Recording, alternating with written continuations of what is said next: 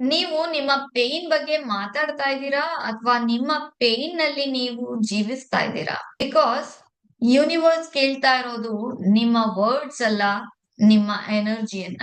And same pain ಬಗ್ಗೆ ಮಾತಾಡೋದು ಎರಡು ಕಂಪ್ಲೀಟ್ಲಿ ಡಿಫ್ರೆಂಟ್ ಎನರ್ಜೀಸ್ ಇರಬಹುದು. ಎಸ್, ನಮ್ಮ ಒಂದು ಕಲ್ಚರ್ ಅಲ್ಲಿ ನಮ್ಗೆ ಇದನ್ನ ಹೇಳ್ತಾ ಇರ್ತಾರೆ, ದಟ್ ಈಸ್ ನಿನ್ನ ನೋವುಗಳನ್ನ ಸಪ್ರೆಸ್ ಮಾಡ್ತಾ ಇರು, ನೀನ್ ಸ್ಟ್ರಾಂಗ್ ಆಗಿ ಕಾಣಿಸು, ನೀನ್ ಅಳಕ್ ಹೋಗ್ಬೇಡ. ಆದರೆ ನಮ್ಮ ಒಂದು ಪೇನ್ ಏನಿದೆ ಅದು ಒಳಗಡೆನೆ ಉಳ್ಕೊಳ್ತು ಅಂತ ಅಂದ್ರೆ ಫೈನಲಿ ಅದು ನಮ್ಮ ಮಾತುಗಳ ಮೂಲಕ ಈಚೆ ಬರೋದಿಕ್ಕೆ ಸ್ಟಾರ್ಟ್ ಆಗತ್ತೆ. ಬಟ್ ಅದಾದ ನಂತರ ಕನ್ಫ್ಯೂಷನ್ ಬರುತ್ತೆ. ನನ್ನ ಪೇನ್ ಬಗ್ಗೆ ನಾನ್ ಮಾತಾಡಿದ್ರೆ ಅದು ನೆಗೆಟಿವ್ ಎನರ್ಜಿ ಸೆಂಡ್ ಆಗ್ತಾ ಇದೆಯಾ? ತುಂಬಾ ಜನಕ್ಕೆ ಒಂದು ಭಯ ಇರುತ್ತೆ, ನಾನು ನನ್ನ ನೋವಿನ ಬಗ್ಗೆ ಮಾತಾಡೋದಿಕ್ಕೆ ಸ್ಟಾರ್ಟ್ ಮಾಡಿದ್ರೆ ಅದು ನನ್ನ ಲೈಫ್ ಅಲ್ಲಿ ಮ್ಯಾನಿಫೆಸ್ಟ್ ಆಗೋಗುತ್ತಾ? ಆದ್ರೆ ಇದು ಅರ್ಧ ಸತ್ಯ.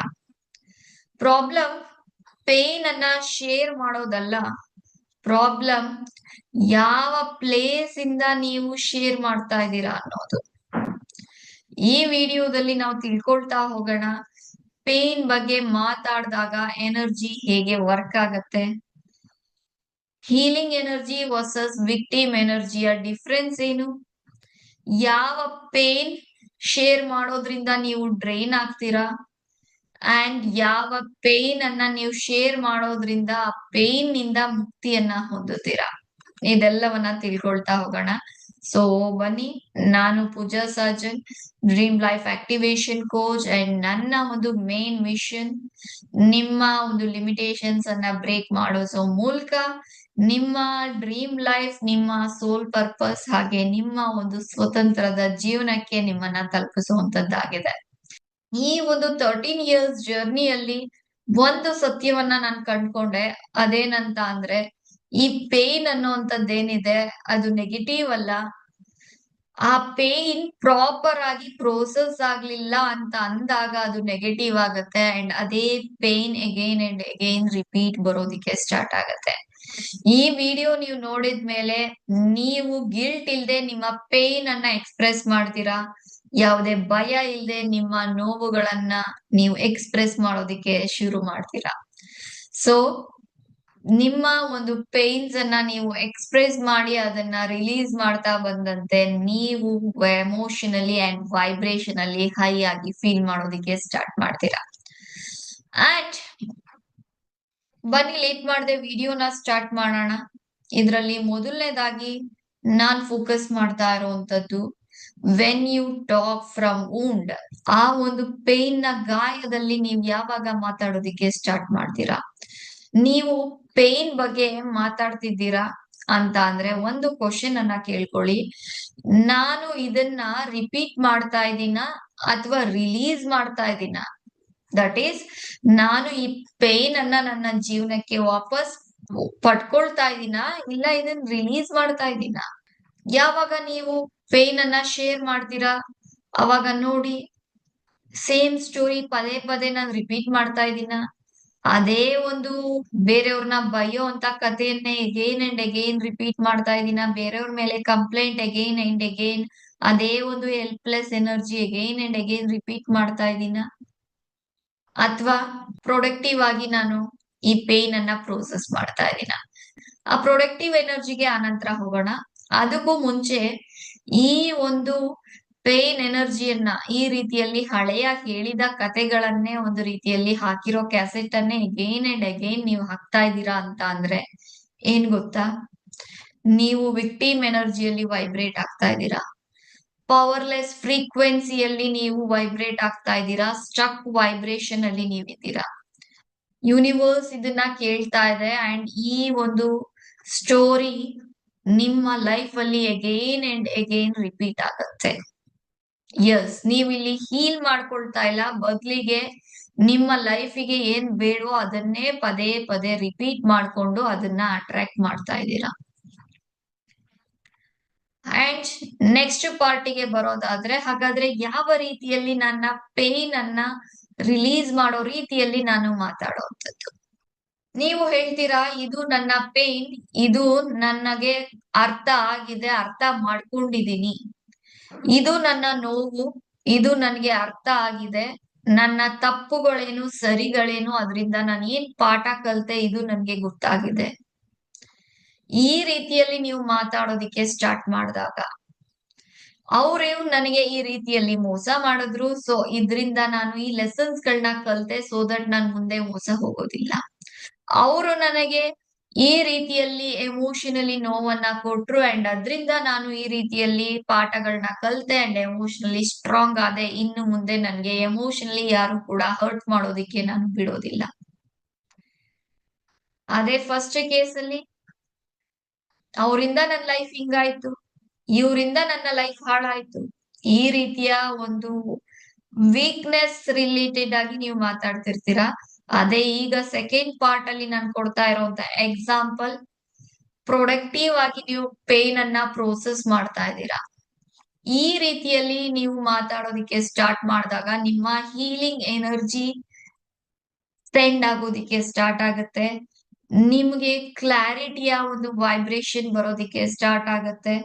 ನಿಮ್ಮ ಲೈಫ್ ರೆಸ್ಪಾನ್ಸಿಬಿಲಿಟಿಯನ್ನ ನೀವು ತಗೊಳ್ತಾ ಇರ್ತೀರಾ. ಅದಲ್ಲದೆ ನಿಮ್ಮ ಬಗ್ಗೆ ನಿಮ್ಗೆ ಗೌರವ ಹೆಚ್ಚಾಗ್ತಾ ಹೋಗ್ತಿರತ್ತೆ. ಅಂಡ್ ಯೂನಿವರ್ಸ್ ಇದನ್ನ ಕೇಳಿಸ್ಕೊಂಡಾಗ, ಯೂನಿವರ್ಸ್ ಎಸ್ ನೀವು ರೆಡಿ ಇದ್ದೀರಾ ಈ ಪೇನ್ ಇಂದ ಮೂವ್ ಆನ್ ಆಗೋದಿಕ್ಕೆ, ಈ ಒಂದು ಸ್ಟಕ್ ಎನರ್ಜಿಯಿಂದ ಮೂವ್ ಆನ್ ಆಗೋದಿಕ್ಕೆ ಅಂತ ಹೇಳಿ, ಯೂನಿವರ್ಸ್ ಇದನ್ನ ಕೇಳಿಸ್ಕೊಂಡಾಗ ಎಸ್ ನೀವು ರೆಡಿ ಇದ್ದೀರಾ ಈ ಒಂದು ಪೇನ್ ಇಂದ ಮೂವ್ ಆನ್ ಆಗೋದಿಕ್ಕೆ, ಈ ಒಂದು ಸ್ಟಕ್ ಎನರ್ಜಿಯಿಂದ ಮೂವ್ ಆನ್ ಆಗೋದಿಕ್ಕೆ. ಇದನ್ನ ಯೂನಿವರ್ಸ್ ನಿಮ್ಗೆ ಮುಂದಿನ ದಾರಿಗೆ, ಮುಂದಿನ ಹೆಜ್ಜೆಯನ್ನ ಇಡೋದಿಕ್ಕೆ ದಾರಿ ಮಾಡ್ಕೊಡುತ್ತೆ. ಸೊ ಸೇಮ್ ಪೇನ್, ನೋವು ಒಂದೇ ಇರ್ಬೋದು, ಆದ್ರೆ ನೀವು ಆ ನೋವನ್ನ, ಆ ಒಂದು ಪೇನ್ ಅನ್ನ ಯಾವ ರೀತಿಯಲ್ಲಿ ನೋಡ್ತಾ ಇದ್ದೀರಾ ಅದ್ರ ಮೇಲೆ ನಿಮ್ಮ ನೆಕ್ಸ್ಟ್ ಸ್ಟೆಪ್ ರಿಸಲ್ಟ್ ಡಿಪೆಂಡ್ ಆಗತ್ತೆ. And victim sharing and conscious sharing difference ಏನು, first part and second part ಅಲ್ಲೇ ನಾನು ಎಕ್ಸ್ಪ್ಲೇನ್ ಮಾಡಿದೀನಿ. ಸ್ಟಿಲ್ ಇನ್ನ ಸ್ವಲ್ಪ ಡೀಟೈಲ್ ಆಗಿ ಹೋಗೋದಾದ್ರೆ, why is this happening to me, ಇದ್ ನನ್ಗೆ ಯಾಕಾಗುತ್ತೆ, ನನ್ಗೆ ಯಾಕೆ ಎಲ್ಲರೂ ಒಂದ್ ರೀತಿ ಮೋಸ ಮಾಡ್ತಾರೆ, ನನ್ಗೆ ಯಾಕೆ ಎಲ್ಲರೂ ಬಂದ್ ನೋವು ಕೊಡ್ತಾರೆ, ನನ್ಗೆ ಯಾಕೆ ಇಂಥವ್ರೆ ಸಿಗ್ತಾರೆ, ಇದು ವಿಕ್ಟಿಮ್ ಶೇರಿಂಗ್. ಕಾನ್ಶಿಯಸ್ ಶೇರಿಂಗ್ ಯಾವ ರೀತಿಯಲ್ಲಿ ಇರುತ್ತೆ ಅಂದ್ರೆ, ಅವ್ರೆಲ್ಲರೂ ಬಂದು ನನ್ಗೆ ಏನ್ ಟೀಚ್ ಮಾಡಿ ಹೋಗ್ತಾ ಇದಾರೆ, ಅಗೇನ್ ಅಂಡ್ ಅಗೇನ್ ನಾನು ಮೋಸ ಹೋಗ್ತಾ ಇದ್ದೀನಿ ಅಂದ್ರೆ ನಾನು ಏನ್ ಯಾವ ಒಂದು ಪಾಠವನ್ನ ನಾನು ಕಲಿತಾ ಇಲ್ಲ ಅಲ್ಲಿ, ಅಥವಾ ಎಗೇನ್ ಅಂಡ್ ಎಗೇನ್ ನನಗೆ ಹರ್ಟ್ ಆಗ್ತಾ ಇದೆ ಅಂದ್ರೆ ನಾನು ಯಾವ ಪಾಠವನ್ನ ಮಿಸ್ ಮಾಡ್ಕೊಳ್ತಾ ಇದ್ದೀನಿ, ಏನ್ ನಾನು ಅಲ್ಲಿ ಕಲಿಬೇಕಾಗಿದೆ. ವಿಕ್ಟಿಮ್ ಶೇರಿಂಗ್ ಅಲ್ಲಿ ಒಂದು ರೀತಿಯಲ್ಲಿ emotionally you feel weak, that is emotionally ಯಾರಾದ್ರೂ ಬಂದು ನನ್ಗೆ ಸಿಂಪತಿ ತೋರಿಸಿ ಒಂದು ಎಮೋಷನಲಿ ನನ್ಗೆ ಬಂದು ಅಯ್ಯೋ ಪಾಪ ಅನ್ನಿ, ಈ ರೀತಿಯಲ್ಲಿ ನೀವು ಕ್ರೇವ್ ಮಾಡ್ತಾ ಇರ್ತೀರಾ ವಿಕ್ಟಿಮ್ ಶೇರಿಂಗ್ ನೀವು ಮಾಡಿದಾಗ. ಕಾನ್ಶಿಯಸ್ ಶೇರಿಂಗ್ ಅಲ್ಲಿ ಎಮೋಷನಲಿ ಪ್ರೋಸೆಸಿಂಗ್ ಅನ್ನ ಮಾಡ್ಕೊಳ್ತಾ ಇರ್ತೀರಾ. ದಟ್ ಈಸ್ ನಿಮಗೆ ಬೇರೆ ಯಾರೋ ಬಂದು ಹೆಗ್ಲನ್ನ ಕೊಡೋದು, ನಿಮ್ಗೆ ಅಯ್ಯೋ ಪಾಪ ಅನ್ನೋದು ಅವಶ್ಯಕತೆ ಇಲ್ಲ. ನಿಮಗೆ ನೀವೇ ಒಂದು ಬೆನ್ನೆಲುಬಾಗಿ ನಿಂತಿರ್ತೀರಾ. ಸೊ ಪೇನ್ ಅನ್ನ ಅವೇರ್ನೆಸ್ ಇಂದ ಮಾತಾಡಿದ್ರೆ ಅದು ಮ್ಯಾನಿಫೆಸ್ಟ್ ಆಗೋದಿಲ್ಲ, ಬದಲಿಗೆ ಆ ಒಂದು ಪೇನ್ ಹೀಲ್ ಆಗಿ ಹೊಸ ವ್ಯಕ್ತಿಯಾಗಿ ನೀವು ಮುಂದುವರಿಯೋದಿಕ್ಕೆ ಸ್ಟಾರ್ಟ್ ಆಗ್ತೀರಾ. And how to check your energy, next time ನೀವು ಪೇನ್ ಅಲ್ಲಿ ಮಾತಾಡ್ಬೇಕಾದ್ರೆ ಈ 3 ಕ್ವಶನ್ಸ್ ಅನ್ನ ನೀವು ಕೇಳ್ಕೊಳ್ಳಿ. ನಾನು ಹೆಲ್ಪ್ ಅನ್ನ ಕೇಳ್ತಾ ಇದ್ದೀನ ಅಥವಾ ಸಿಂಪತಿಯನ್ನ ಕೇಳ್ತಾ ಇದ್ದೀನ, ನಾನು ನನ್ನ ಫ್ರೆಂಡ್ ಹತ್ರ ಶೇರ್ ಮಾಡ್ತಾ ಇದ್ದೀನಿ ಅಂತ ಅಂದ್ರೆ ಅವರಿಂದ ಒಂದು ಸೊಲ್ಯೂಷನ್ ಅನ್ನ ಬಯಸ್ತಾ ಇದ್ದೀನ, ಅಥವಾ ಬರೀ ಕರುಣೆಯನ್ನ ಅಯ್ಯೋ ಪಾಪ ಅನ್ನು ನೀನು ಅನ್ನೋ ತರದಲ್ಲಿ ನಾನು ಬಯಸ್ತಾ ಇದ್ದೀನ. ಈ ಮಾತಿನ ಮೇಲೆ ನಾನು ಲೈಟ್ ಫೀಲ್ ಆಗ್ತಾ ಇದ್ದೀನ ಅಥವಾ ಹೆವಿ ಆಗ್ತಾ ಇದ್ದೀನ. ಈಗ ನಾನು ಏನ್ ಮಾತಾಡ್ತಾ ಇದ್ದೀನಲ್ಲ, ಈ ಒಂದು ಪೇನ್ಫುಲ್ ಮಾತುಗಳು ಮುಗಿದ್ಮೇಲೆ ನನಗೆ ಲೈಟ್ ಫೀಲ್ ಆಗ್ತಾ ಇದೆಯಾ ಅಥವಾ ಹೆವಿಯಾಗಿ ಫೀಲ್ ಆಗ್ತಾ ಇದೆಯಾ, ನಿಮ್ಮನ್ನ ನೀವು ಕ್ವಶನ್ ಮಾಡ್ಕೊಳ್ಳಿ. ನಾನು ಸ್ಟಕ್ ಇದ್ದೀನಾ ಅಥವಾ ಮೂವ್ ಆಗ್ತಾ ಇದ್ದೀನಾ? ನೆನ್ನೆ ಹೇಳಿದ ಕಥೆನೆ ಇವತ್ತು ಹೇಳ್ಕೊಂಡು, ಇವತ್ತು ಹೇಳಿದ್ದನ್ನೇ ನಾನೇನು ಹೇಳ್ಕೊಂಡು ಹಂಗಂಗೆ ಸ್ಟಕ್ ಆಗ್ತಾ ಇದೀನಾ? ಇಲ್ಲ ನೆನ್ನೆ ಮಾತಾಡಿದ ಮಾತಿಗೂ ಇವತ್ ಮಾತಾಡೋ ಮಾತಿಗೂ ನನ್ನ ಒಂದು ಮಾತಿನ ಒಂದು ಕಾನ್ಶಿಯಸ್ ಎನರ್ಜಿ ರೈಸ್ ಆಗ್ತಾ ಇದ್ಯಾ? ಇಲ್ಲ ಹೇಳಿದ ಕಥೆನೆ ಹೇಳ್ಕೊಂಡಿದ್ದೀನಾ? ನಿಮ್ಮನ್ನ ನೀವು ಕ್ವಶನ್ ಮಾಡ್ಕೊಳ್ಳಿ. ಈ ಕ್ವಶನ್‌ಗೆ ನೀವು ಆನ್ಸರ್ ಮಾಡಿದಾಗ ನಿಮ್ಗೆ ರಿವೀಲ್ ಆಗತ್ತೆ ನೀವು ವಿಕ್ಟಿಮ್ ಎನರ್ಜಿಯಲ್ಲಿ ನಿಮ್ಮ ಪೇನ್ ಅನ್ನ ಮಾತಾಡ್ತಾ ಅದನ್ನ ಮ್ಯಾನಿಫೆಸ್ಟ್ ಮಾಡ್ಕೊಳ್ತಾ ಇದ್ದೀರಾ? ಇಲ್ಲ ಕಾನ್ಶಿಯಸ್ ಆಗಿ ನಿಮ್ಮ ಒಂದು ಪೇನ್ ಅನ್ನ ಹೀಲ್ ಮಾಡ್ಕೊಂಡು ಮುಂದೆ ಸಾಗ್ತಾ ಇದ್ದೀರಾ ಅನ್ನೋದು. ಅಂಡ್ ಕೊನೆಯದಾಗಿ ಒಂದು ಮಾತನ್ನ ನಾನು ಹೇಳೋದಾದ್ರೆ ಪೇನ್ ವಾಯ್ಸ್ ಅನ್ನ ಸಪ್ರೆಸ್ ಮಾಡ್ಬೇಕು ಅಂತ ಏನಿಲ್ಲ. ನಿಮ್ಮ ಪೇನ್ ಪ್ರೋಸೆಸ್ ಮಾಡುವಂತ ಅವಶ್ಯಕತೆ ಇದೆ. ರಿಪೀಟೆಡ್ ಪೇನ್ ಅನ್ನ ಶೇರಿಂಗ್ ಮಾಡುವಂತದ್ದು ತುಂಬಾ ಸಲ ಇಂಡಿಕೇಟ್ ಮಾಡತ್ತೆ ದಟ್ ಈಸ್ ಚೈಲ್ಡ್ಹುಡ್ ಗಾಯಗಳು, ಕಾರ್ಮಿಕ್ ಲೂಪ್ಸ್‌ಗಳು, ಹಾಗೇನೆ ಎಮೋಷನಲಿ ಓವರ್ ಡ್ರೈನ್ಡ್. ಅಂಡ್ ಅದಕ್ಕೆ ಜಸ್ಟ್ ಸೊಲ್ಯೂಷನ್ ಇಲ್ಲಿ ಕೊಟ್ಟಿರುವಂತ ಸೊಲ್ಯೂಷನ್ಸ್ ಅಥವಾ ಸೈಲೆನ್ಸ್ ಸಾಕಾಗೋದಿಲ್ಲ. ಬದಲಿಗೆ ಡೀಪ್ ಹೀಲಿಂಗ್ ಜೊತೆಗೆ ಅವೇರ್ನೆಸ್ ಕೂಡ ಬೇಕಾಗತ್ತೆ. ಇದ್ರ ರಿಲೇಟೆಡ್ ಆಗಿ ಇನ್ನ ಹೆಚ್ಚಿನ ಡೀಟೇಲ್ಸ್ ನಿಮ್ಗೆ ಬೇಕು ಅಂತ ಅಂದ್ರೆ ನಾನ್ ಕಂಡಕ್ಟ್ ಮಾಡ್ತಾ ಇದ್ದೀನಿ ಫ್ರೀ ವೆಬಿನಾರ್ ಅನ್ನ. ಅಂಡ್ ಆ ವೆಬಿನಾರ್ ನ ಲಿಂಕ್ ಡಿಸ್ಕ್ರಿಪ್ಷನ್ ಬಾಕ್ಸ್ ಅಲ್ಲಿ ಇದೆ. ಈಗ್ಲೇ ಕ್ಲಿಕ್ ಮಾಡಿ ಮುಂದಿನ ವೆಬಿನಾರಿಗೆ ನೀವು ಕೂಡ ಜಾಯಿನ್ ಆಗ್ಬಹುದು. ಅಂಡ್ ಈ ಒಂದು ವಿಡಿಯೋನ ವಾಚ್ ಮಾಡಿದ್ದಕ್ಕೆ ಥ್ಯಾಂಕ್ಸ್ ಫಾರ್ ವಾಚಿಂಗ್.